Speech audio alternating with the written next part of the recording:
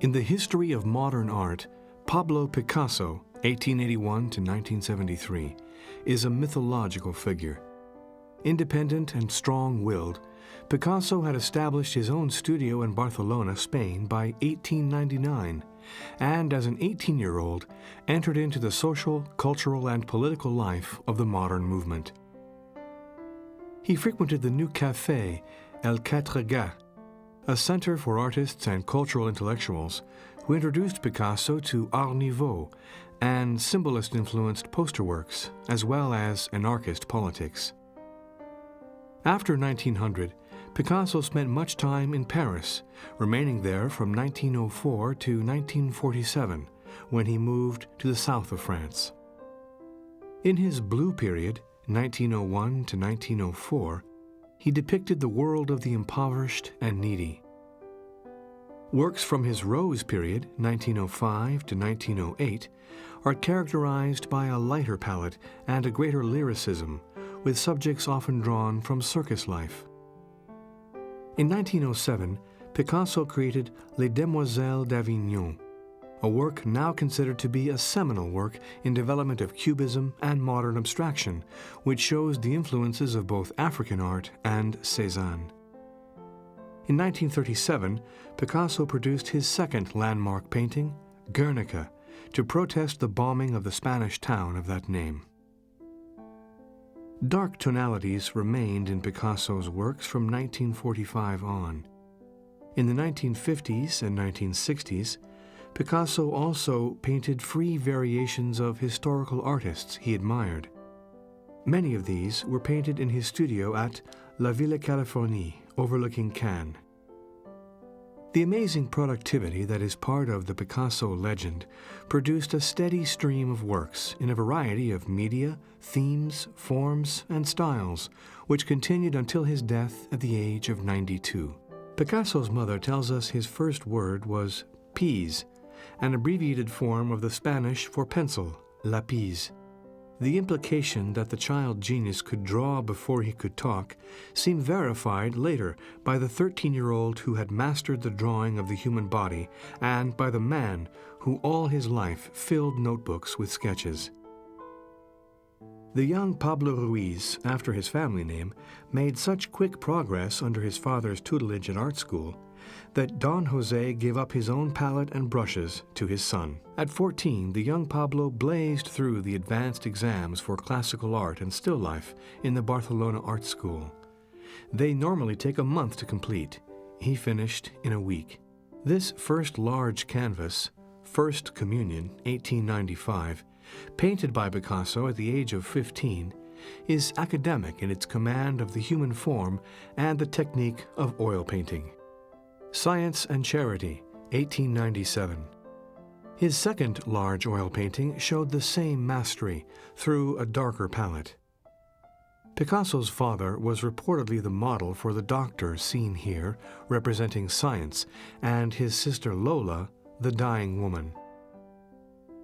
This early self-portrait, 1900, embodies the haunting melancholy of the symbolist and expressionist traditions in which Picasso was fully engaged prior to his arrival in France.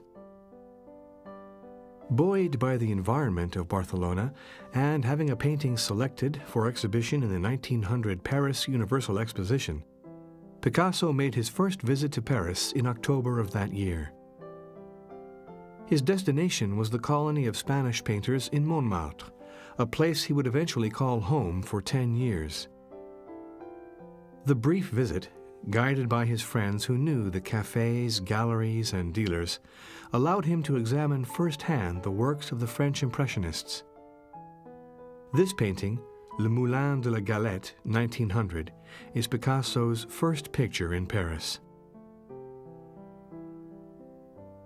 Paris, as it has done so many times with its artists, reached out to the young Picasso, who decided his future lay in the City of Lights. There was a brief return to Spain, some canvases painted in various styles he had absorbed in Paris, and a general restlessness in the young painter that led him by May of 1901 back to Paris and a permanent settling of his own shared studio. he started to use the name of his mother, Dona Maria Picasso y Lopez. By June, he had arranged his first exhibition in Paris. His symbolist work, combined with brighter colors, in a style his later friend and rival Henri Matisse explored within the French expressionist movement known as les fauves, the wild beasts. By the fall of 1901, Picasso's canvases began to be dominated by blue and gray tonalities, and Picasso established his first recognized phase of art, known as the Blue Period, which ran from late 1901 until the middle of 1904. In this painting, The Blue Room, 1901, the blues and grays of the walls and bedding make this a transitional work to Picasso's Blue Period. The bathing nude is typical from Impressionism, but unlike that school of art, the room and her isolation seem more the subject of the painting. During the Blue Period, Picasso introduced a cast of characters and themes that remained throughout his life. The Harlequin, 1901, is a comic pantomime figure considered part rogue, part buffoon. Picasso saw something of himself in the character and portrayed it frequently as a surrogate self-portrait, later depicting his young son as the same figure. The theater attracted Picasso in Barcelona, along with other members of the Bohemian culture. On more than one occasion, Picasso likened aspects of artistic creativity to play and playing, by which he likely meant references to both the childlike state of mind, much celebrated by Expressionists and later the Surrealists, and theatrical masking as a metaphor for freedom. The Old Guitarist, 1903, Picasso's Blue Period, dealt with the isolation of aged and social outcasts. The attenuated proportions suggest the influence of El Greco, an artist the Spanish symbolists restored to public attention, and one who seems to have particularly affected Picasso. The Actor, 1904. The colors in this work show Picasso in transition between his blue and rose periods. The emphasis on hand gestures and head, and the use of an elongated, curvilinear body are typical of his early works. Picasso's largest allegorical painting from this period, La Vie, Life, 1903, was painted on a return to his home city of Barcelona. The male figure here closely resembles his friend Carlos Casagemas, who had recently committed suicide in a Paris café over a lost love. In the original drawings, the male figure was a self-portrait, yet it remains a commentary on the nature of life from a symbolist perspective. The last of Picasso's blue paintings date from the spring and summer of 1904 and coincided with the end of his traveling between Paris and Barcelona. From this point, Picasso remained in France. He settled into a rundown studio building at 13 Rue Avignon in Montmartre. Now firmly part of the Parisian scene, he began his second series, dubbed his Rose Period, which he first exhibited as a group in February of 1905, Family of Saltimbanque, 1905. The importance for Picasso of the circus performers of Montmartre in Paris is attested to by the size of this canvas, 7 square feet. It was at the weekly salon of Léon and Gertrude Stein, newly arrived in Paris from the United States, that two painters who were to form two of the major dispositions of art for the 20th century met. Portrait of Gertrude Stein, 1905. This is one of the few portraits the painter made directly from the model.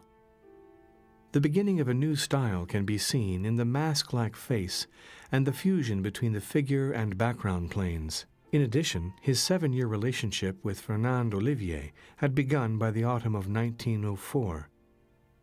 She was to be the first of several significant women in his long life, all of whom were well recorded in his art. Meditation, Contemplation, 1904. The artist contemplated a woman as a traditional allegorical representation, but the muse is real. Fernande Olivier appears in this work. Woman Ironing, 1904. This subject was a favorite of French painter Edgar Degas, but is rendered here less as an impressionistic slice of life and more as a figure of pathos. It is partly a testament to the reality of the hardships young women faced while seeking a better life in the City of Lights. The Frugal Repast, 1904. The starkness of the characters and style of the Blue Period translated easily in the medium of printmaking. This was Picasso's second effort at etching, a technique he explored extensively in his more expressive period of the 1930s. Mother and Child, 1904. The woman is the model for many works from this period, but only her name, Madeleine, is known. The theme of maternity joins the theme of the Madonna and Child to everyday life. At the Lapin Agile, 1905. This is the first painting where Picasso clearly painted his own likeness into the role of the Harlequin figure, the gaudy clothing in contrast to the melancholy psychology of the young Picasso. This painting was nailed to the wall of the bar Le Lapin Agile, the Agile Rabbit, taking its place among many others swapped by artists for drinks with its owner, Fred. Lady with a Fan, 1905. It is part of a group in late 1905 in which the moods of detachment and austerity seem to increase as they transition from blue into rose colorations. La Toilette, 1906. The rose tonalities remain, but Picasso's figures began to take on a greater sense of dimension and weight, as seen here. Their sense of size and quietude made them appear classical by modern standards, a spirit likely derived from the artist's interest in sculptural forms, begun in late 1905. Self-Portrait with a Palette, 1906.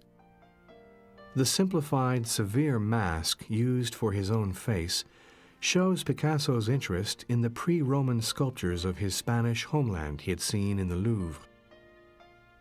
The body has been primitivized through its simplification into crude, bulky shapes. Boy Leading a Horse, 1906.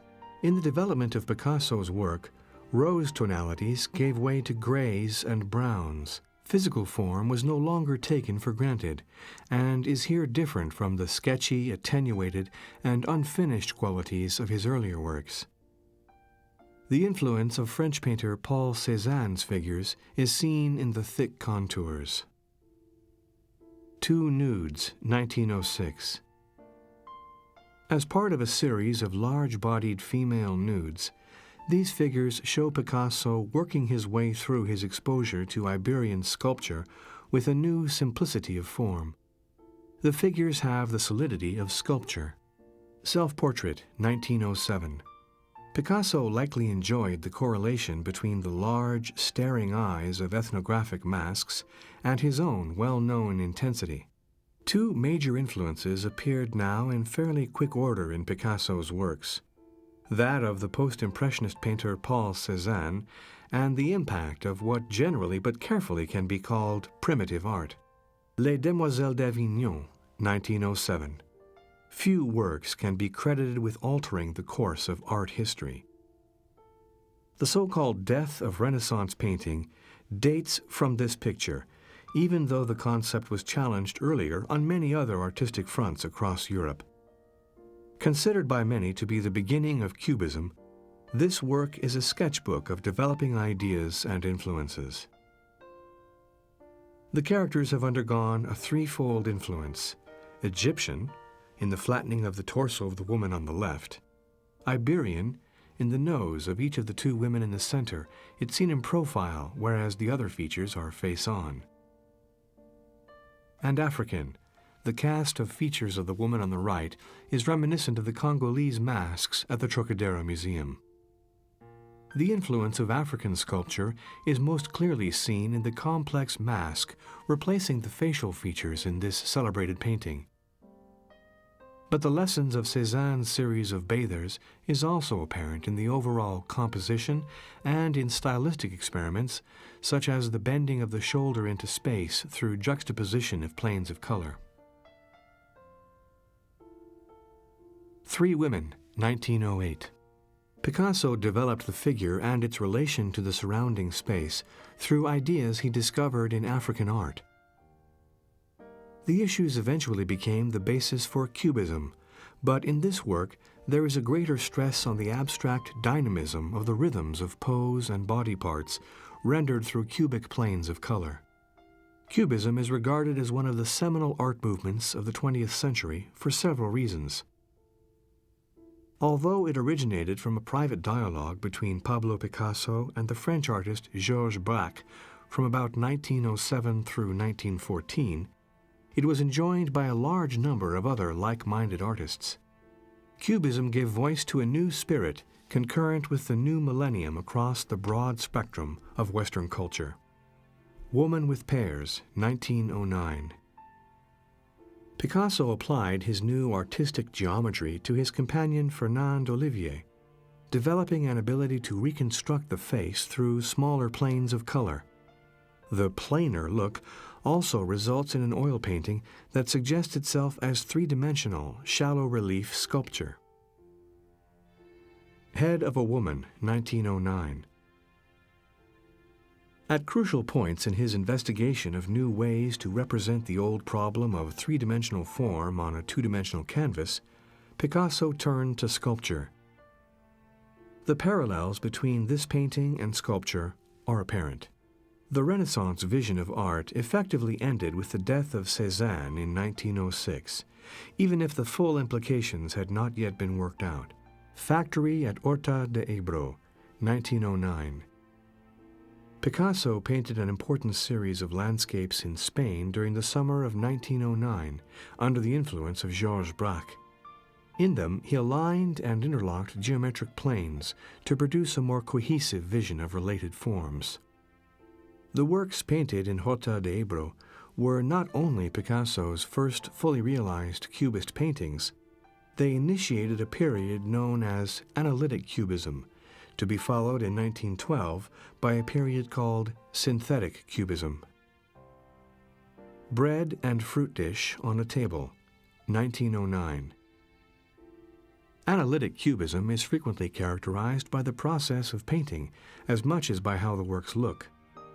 The overall characteristic of Analytic Cubism is exactly what one might expect, an analytic process, as first introduced by Cézanne, by which the forms in the world are broken down into planes of color. Reversing the normal process, Cubists painted the background first and the foreground last. Thus, Cubist pictures tend to advance toward the viewer. Girl with a Mandolin, 1910. As the developing language of Cubism was applied to the full human form, one senses the whole of the form of the model, while the surrounding space gained a new presence and presented new problems to be solved. Portrait of Ambroise Vollard, 1910. The art dealer often stated that friends could not recognize him from this portrait, but a 4-year-old had no problem doing so, shouting, "That's Vollard." Portrait of Daniel Henry Kahnweiler, 1910. The German dealer was a strong supporter of the Cubist movement, and his Paris gallery held many of the important exhibitions. His portrait is considered one of the best examples of analytic Cubism due to its evident penetration of space and form. By 1911, Picasso's painting The Accordioniste seemed entirely abstract, the subject identifiable only by the title. Almost inseparable from the experiments of Georges Braque, works such as these are considered the high point of analytic Cubism, when identifiable form almost disappears. Man with a Pipe, 1911. The late summer of 1911 in Céret was an intense period of interaction between Picasso and Braque, producing their first experiments with reproducing precisely real fragments of letters and words in their paintings. The references words had to the real world, the world beyond the painted object, were often utilized on a literal level. Words often referred to local newspaper titles, events, or even personal statements, such as to celebrate love, as Picasso did for the new woman in his life. Ma Jolie, Woman with a Guitar, 1911. The words "ma jolie" were reportedly Picasso's pet name for his new love, Eva Guel, Marcel Humbert, derived from a popular love song, which roughly translates as, "My pretty one, my heart says hello." Analytic Cubism had created pictures by breaking down, analyzing, form and space into greater abstractions of lines and planes. Man with a Hat, 1912. Picasso's use of glued papers, following Braque, often employed humor to raise serious questions. Here, the techniques of modeling through light, the newspaper, and dark, the blue rectangle, construct an alternative to the academic techniques of modeling through the application of gradual light. Guitar, 1912. The touchstone to Picasso's understanding of new relationships between real and painted forms remains sculpture. Here, the constructed metal planes invert sculpture's traditional relationship between mass and volume. This inversion would come to have important ramifications in sculpture, as well as in architecture and design. Bottle of Suze, 1912. Newspapers, labels, and wallpaper combine with drawing and painting in more complex collages such as this work. In addition to being crucial parts of the particular painting, the newspaper articles often referred to contemporary events as well. Many of the changes were gradual. In a painting such as The Aficionado, 1912, much of the legibility of the analytic remains. The diaphanous color planes begin to solidify and simplify as Braque and Picasso turned from an analytic to a synthetic approach to form and painting. The bullfight fan is as recognizable as the figures from works in 1910. The use of color planes continues, but they are less airy and light, more hardened and solid. Violin and Grapes, 1912.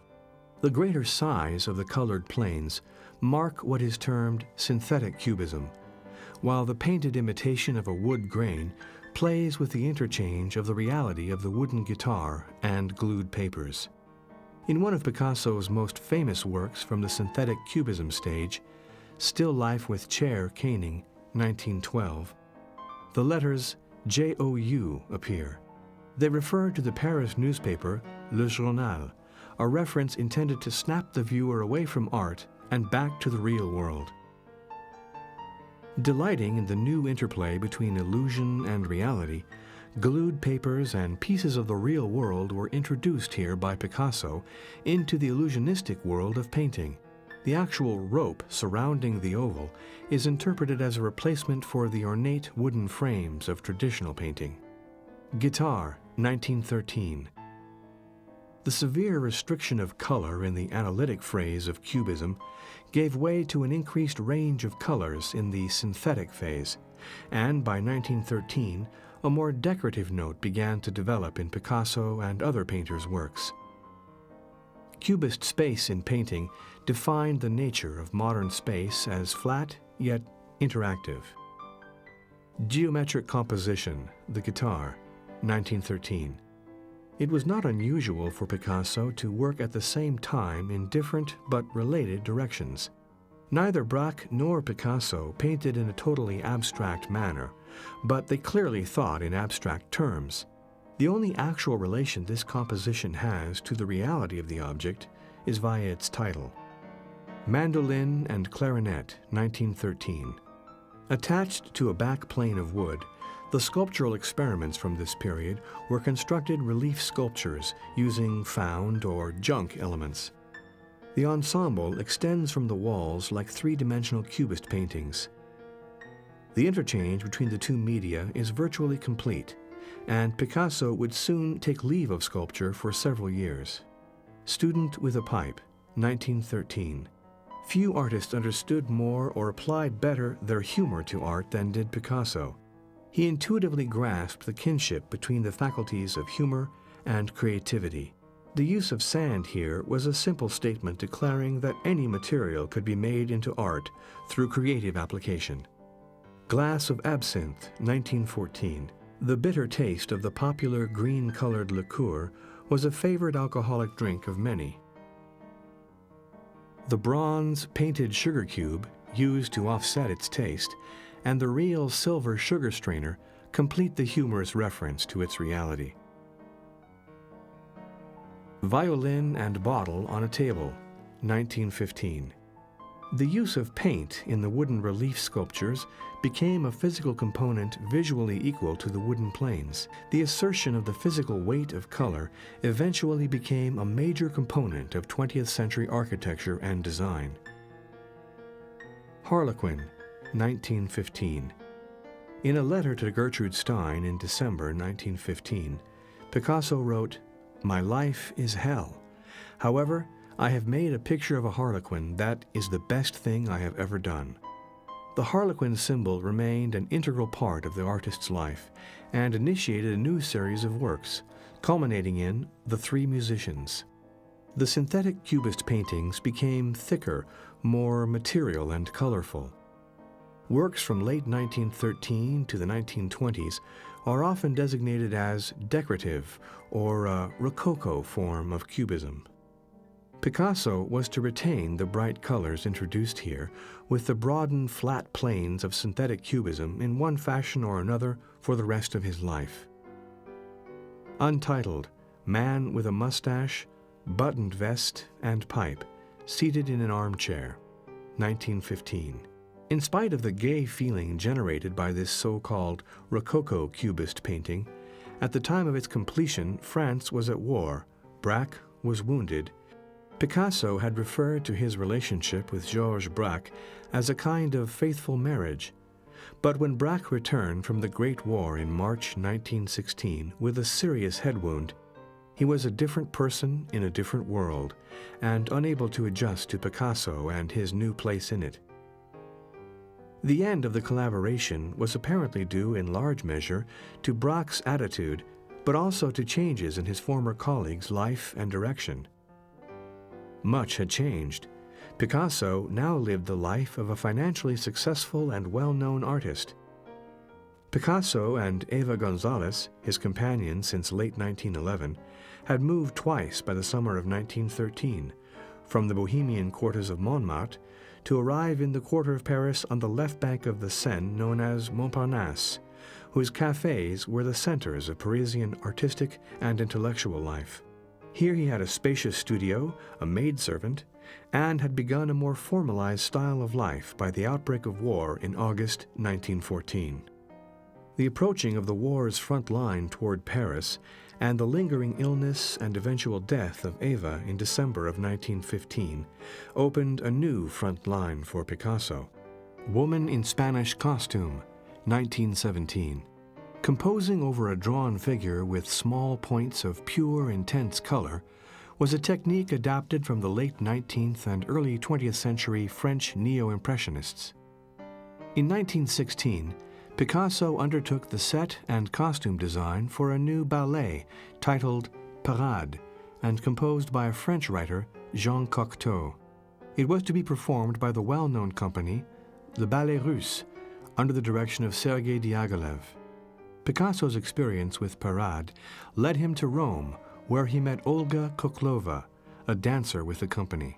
Living together by 1917 and married in July 1918, life for the painter moved toward the high society that Olga, the daughter of a Russian general, expected and desired. Olga Picasso in an Armchair, 1917.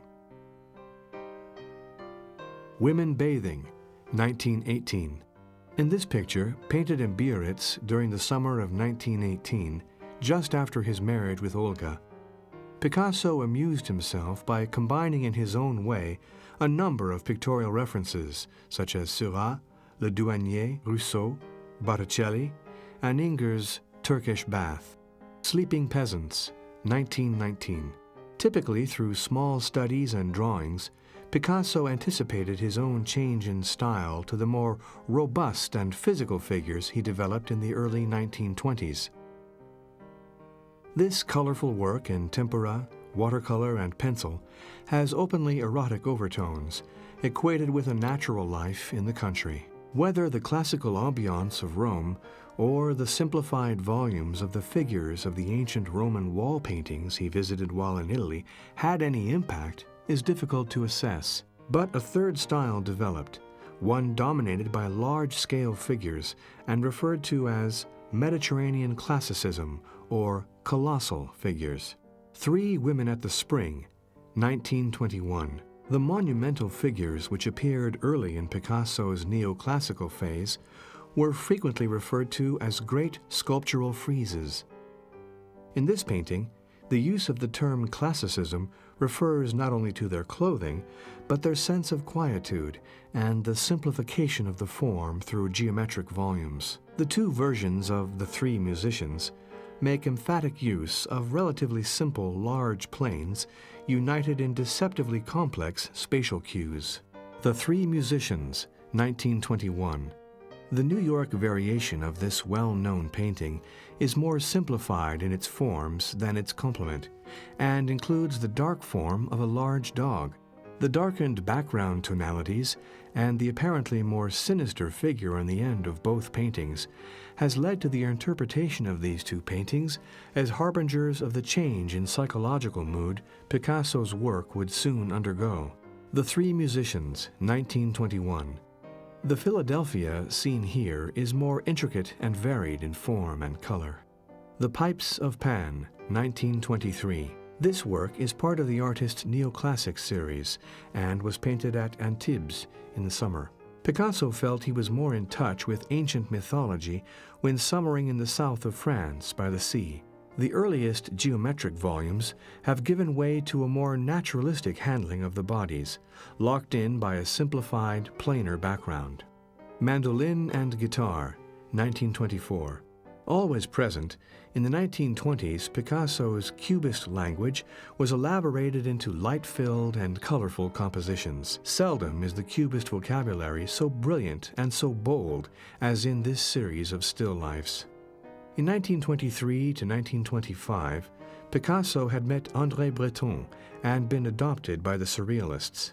The Surrealists welcomed poets and painters who stressed the role of the unconscious and the ways the subterranean part of the human psyche manifested itself in dreams, fantasy, and spontaneous or automatic acts of mind and hand. Nude in an Armchair, 1929. The nude is apparently a reformulation, or metamorphosis as Picasso favored, of the tradition of luxurious female sensuality. By 1925, the dance used flat, flesh-toned figures, high-stepping in a shallow space against equally flat planes of interior walls and windows, a basic late cubic vocabulary of forms. The Embrace, 1925. This canvas is considered by some, along with The Dance, as the beginning of a more violent psychological approach by the artist toward his subjects. Gone are the endearing family moments of the early 1920s, replaced by a more primal representation of lust. As with his art, so too had changes continued in Picasso's life. Olga bore Picasso's first son, Paolo, in 1921, but by 1925, the marriage was having difficulty. Paolo as Harlequin, 1924. Among Picasso's many portraits of his first son, few are as endearing as those of Paolo dressed in costumes from the theater figures of his father's Rose period. In January of 1927, Picasso introduced himself to 17-year-old Marie-Thérèse Walter and offered to paint her portrait. 6 months later, they were lovers. Sleeping Nude, 1932. In the midst of Picasso's more terroristic portrayals of the female form came luxurious and sensual biomorphic paintings. There is an open eroticism in the curvilinear qualities and bright colors in his long series of works inspired by his relation with Marie-Thérèse. Head of a Woman, 1932. Typically, Picasso worked in several styles simultaneously in painting and culture. This portrait of Marie-Thérèse Walter is part of a series based on her face, cast in the more traditional medium of bronze, while at the same time Picasso was pioneering welded iron. The painter was also as capable of rendering the enigmatic as the Surrealists, and showed it in what is considered a masterwork of the 1930s, Girl Before a Mirror, 1932. The central theme is the voluptuous body of Marie-Thérèse, rendered in rounded organic forms, but the narrative seems a modern psychological inversion of the old theme of vanity. The Red Armchair, 1931. Her likeness appeared regularly in his art, although he kept her identity secret for many years. By 1930, he installed her a few doors away from his home. He bought, the same year in the country outside of Paris, the Château de Boisjaloux, which became a center for his artwork, with the barn converted in 1931 into a sculpture studio. This was a period of happiness in Picasso's life. An exhibition of his work had opened in New York City in 1929, with major retrospective exhibitions, first in London in 1931 and a year later in Paris. Woman in Red Armchair, 1932. Part of Picasso's continuing series of the female body in the early 1930s, this work came at a time when the painter was illustrating Ovid's Metamorphose, and itself seems a final transition of the figurative tradition through a combination of surrealist and abstract styles. Crucifixion, 1930. Picasso's abilities with bright, harsh colors in combination with cubist planes, surrealist curves, and fantastic creatures imposed a tortured sensibility on any painted figure or scene. In this work, one feels the agony often associated with the death of the Christ figure, though in quite modern, symbolic terms of style. Seated Bather, 1930. Picasso's final metamorphosis of the classical tradition was achieved with figures that reminded observers of petrified bones and insect-like monstrosities. Here, the traditional female nude beach bather, symbol of the sensuality of the Mediterranean traditions, has become monstrous. The Surrealists had adopted the mythological image of the Minotaur as their chief symbol. Picasso used the Minotaur in sketches from the late 1920s, but in the 1930s, and for the rest of his life, he accepted the creature as a replacement for the Harlequin, a new surrogate self-portrait.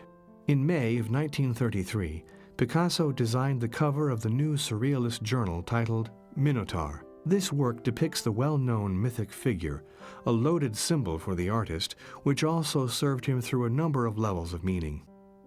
Bullfight, Death of the Toreador, 1933. At the age of 7, Picasso was attending bullfights with his father, while his earliest painting was of a picador. The bullfight remained a personal passion, which provided a staging ground for elemental violence in his paintings. Here, both toreador and horse die in agony. Minotaur and Nude, 1933. One of the incarnations of the Minotaur was the personification of animal passion.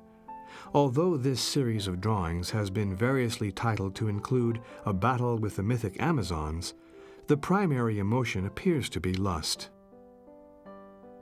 The world view of the brutality engendered by the mythic portrayals of the unconscious are often considered preludes to Picasso's major painting of the 1930s.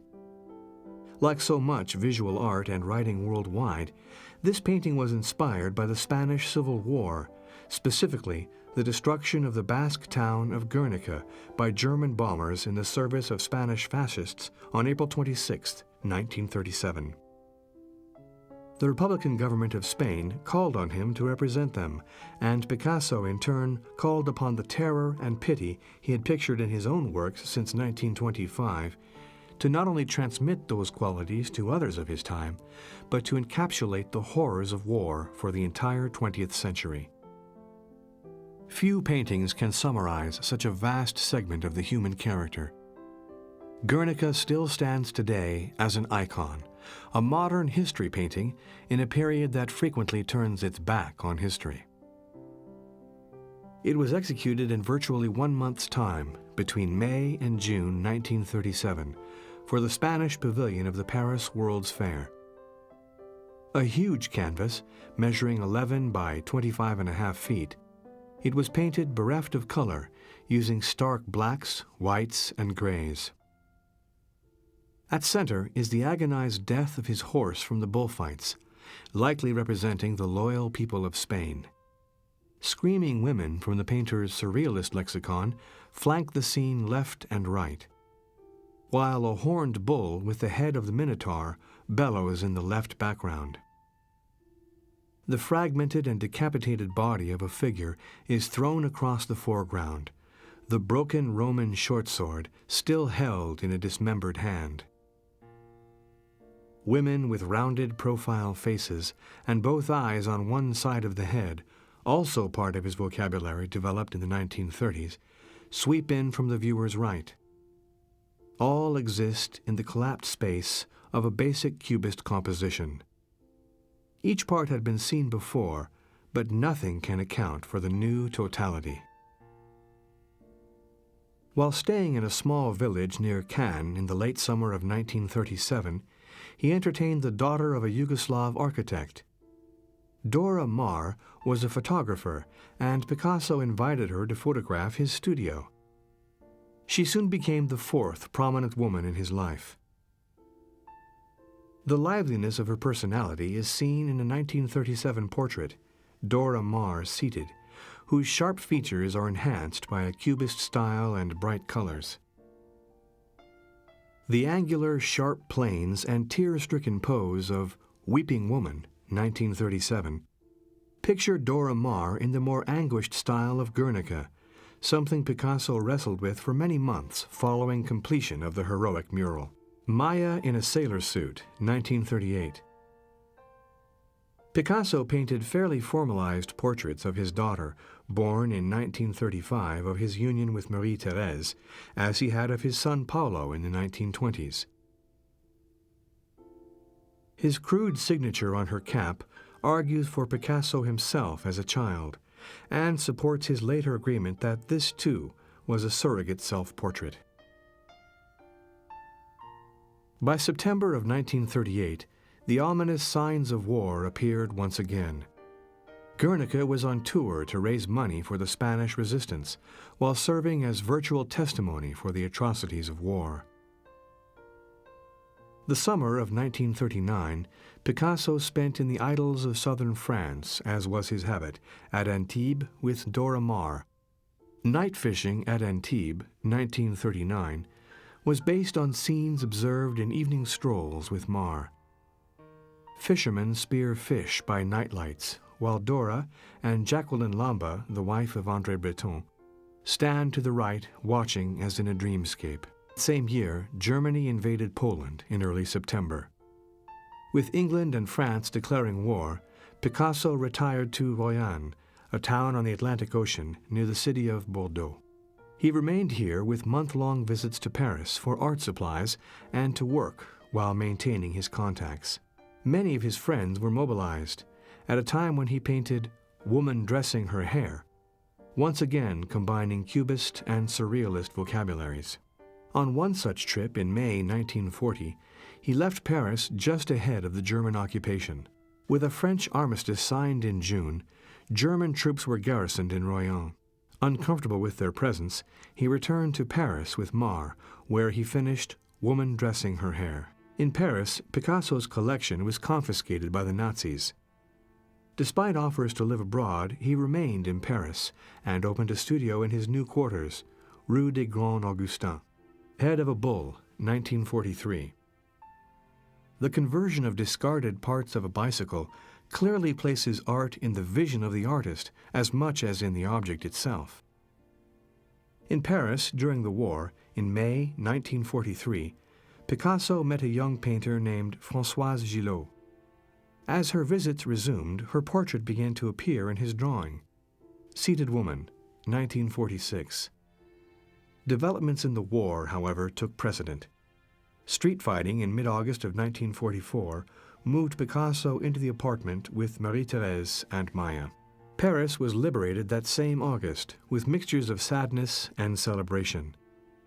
Several of Picasso's Jewish friends had been arrested and lost their lives in the concentration camps or shortly thereafter. The first photographs of the atrocities were seen at that time. Under these circumstances, Picasso produced a smaller pendant painting to Guernica in 1945. Its title, The Charnel House, evoked the death camps. The pile of tied and dismembered bodies was painted in the same stark colors as Guernica, but the angularity and protest was missing. Their deaths were a completed act, the painting a quiet memorial. On the other hand, with the liberation came a revived sense of life, and nowhere was it more active than in Picasso's studio. Picasso appeared to welcome all comers and agreed to participate in his first official French public salon, Le Salon de la Libération. Dark tonalities remained in Picasso's work from 1945, vying with the brighter colors. Bought a house for Dora Maar, but began keeping Gillot as a mistress, with much of the familiar complications for his personal life. In 1947, their son Claude was born, and in 1949, their daughter Paloma, named in Spanish for the dove of peace that Picasso had designed. Woman with a Baby Carriage, 1950. The birth of two children through his union with Françoise Gillot seemed to have prompted in Picasso's work ever more of the child artist at creative play. In the interim, they had moved to a villa in the hills above Vallauris. By 1952, his relation with Françoise was deteriorating, and in 1953, she took leave of the villa with the children. In the summer of 1953, while traveling with his daughter Maya, Picasso met Jacqueline Roch, who would become the sixth significant woman to enter his life. Her portrait appeared in 1954 at about the time they began living together. They were married in 1961. Woman by a Window, 1956. Jacqueline Roch was the last companion to Picasso and his second wife. She was the model for many of the luxurious female nudes in his later years. For 20 years, Jacqueline was at Picasso's side as wife, muse, lover, and also as the one who saw to the practical details concerning the painter's way of living, attentive as she was to his every need. Perhaps it was mortality, or rather immortality, that was on his mind when he began to paint over 40 variations of the Maid of Honor, Las Melinas, 1970, by the great Spanish Baroque painter Velázquez. A great challenge for Picasso was recasting the most famous painting of his most famous 17th century countryman, Velázquez. In the 1950s and 1960s, Picasso painted free variations of Nicolas Poussin, Luca Cranach, and Eugène Delacroix, but nothing on the scale of Las Meninas, the Maids of Honor. The 40-plus works in the series were donated to the Barcelona Picasso Museum in memory of Picasso's lifelong friend, Jaime Sarbatez. Women of Algiers after Delacroix, 1955. Eugène Delacroix was considered the foremost colorist of the Romantic period of 19th century France, and his painting, based on women seen in North Africa, the epitome of the modern odalisques. Picasso could not resist such a challenge. Seated Old Man, 1970. The late and brutal candor of Picasso, often given over a sense of voyeuristic compensation for the loss of earlier sexual passions, also spawned a series of expressively rendered old men and cavaliers caught between coloristic celebrations of life fulfilled, melancholy acceptance of the waning tissues of life, and wry symbols of love's labors lost. There was a gigantic battle going on with the little time that was left to him. Here he was, launching forth into badly done things, the most summary of outlines, the most indefensible of mistakes of composition, vulgarity of execution, as if old age had made it impossible for him to concentrate, only to redeem all at the very last moment, imposing his indelible imprint on various versions of Embrace, Couple, Kisses, that would frighten fashionable critics away when they were exhibited in Avignon in 1970 and 1973. There would also emerge from the domain of the impossible in painting a bather standing, a child with a spade, a motherhood, nudes seated or lying down, musicians with bold expressiveness, all the more striking as they were perched on the edge of the abyss, the final silence of the paintbrush at the end of 1972. In September 1956, Picasso had bought the Château de Vauvenargues at the foot of the Montagne Sainte-Victoire. It was there, at the foot of the great stone staircase, that he would be buried in April 1973.